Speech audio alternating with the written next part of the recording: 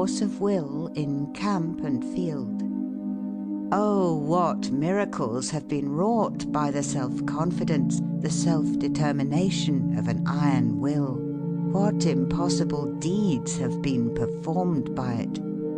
It was this that took Napoleon over the Alps in midwinter.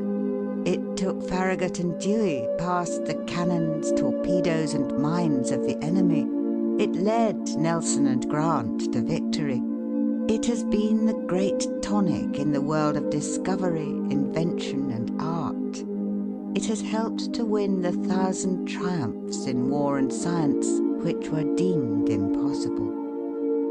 The secret of Jeanne d'Arc's success was not alone in rare decision of character, but in the seeing of visions which inspired her to self-confidence, confidence in her divine mission.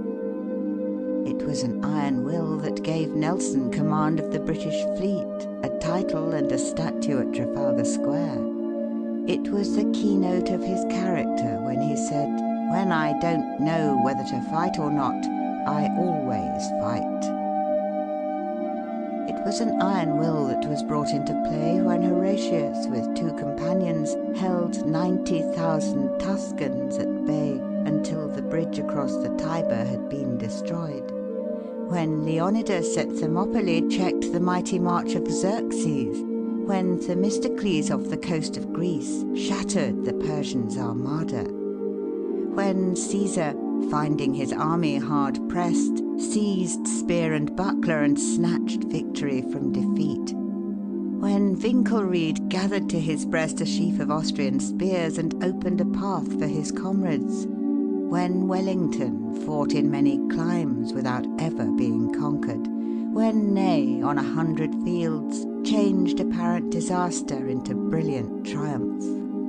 When Sheridan arrived from Winchester as the Union retreat was becoming a rout and turned the tide.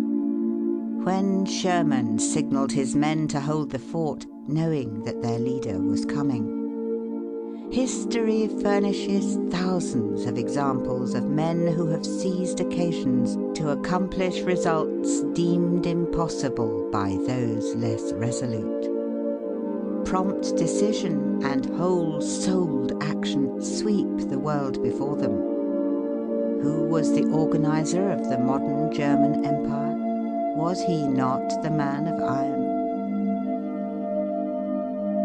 Napoleon and Grant. What would you do if you were besieged in a place entirely destitute of provisions? Asked the examiner when Napoleon was a cadet. If there were anything to eat in the enemy's camp, I should not be concerned. When Paris was in the hands of a mob and the authorities were panic-stricken, in came a man who said, "I know a young officer who can quell this mob." Send for him. Napoleon was sent for. He came. He subjugated the mob. He subjugated the authorities. He ruled France, then conquered Europe. May the 10th, 1796, Napoleon carried the bridge at Lodi in the face of the Austrian batteries trained upon the French end of the structure. Behind them were 6,000 troops. Napoleon massed 4,000 grenadiers at the head of the bridge, with a battalion of 300 carbineers in front. At the tap of the drum, the foremost assailants wheeled from the cover of the street wall under a terrible hail of grape and canister and attempted to pass the gateway to the bridge. The front ranks went down like stalks of grain before a reaper. The column staggered and reeled backward, and the valiant grenadiers were appalled by the task before them. Without a word or a look of reproach, Napoleon placed himself at their head, and his aides and generals rushed to his side. Forward again over heaps of dead that choked the passage, and a quick run, counted by seconds only, carried the column across 200 yards of clear space, scarcely a shot from the Austrians taking effect beyond the point where the platoons wheeled for the first leap. The guns of the enemy were not aimed at the advance. The advance was too quick for the Austrian gunners. sudden and so miraculous was it all that the Austrian artillerists abandoned their guns instantly, and their supports fled in a panic instead of rushing to the front and meeting the French onslaught. This Napoleon had counted on in making the bold attack. What was Napoleon but the thunderbolt of war? He once journeyed from Spain to Paris at 17 miles an hour in the saddle. Is it possible to cross the path? Asked Napoleon of the engineers who had been sent to explore the dreaded pass of St. Bernard. Perhaps, was the hesitating reply. It is within the limits of possibility. Forward, then.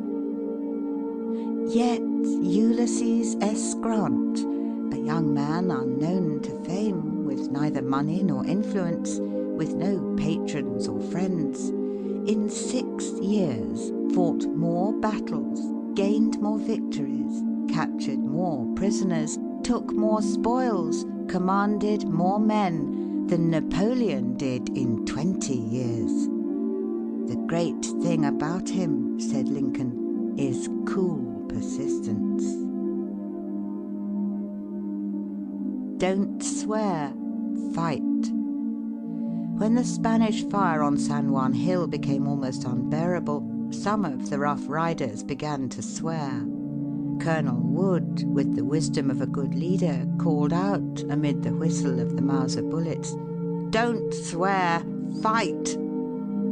In a skirmish at Salamanca, while the enemy's guns were pouring shot into his regiment, Sir William Napier's men became disobedient. He at once ordered a halt and flogged 4 of the ringleaders under fire.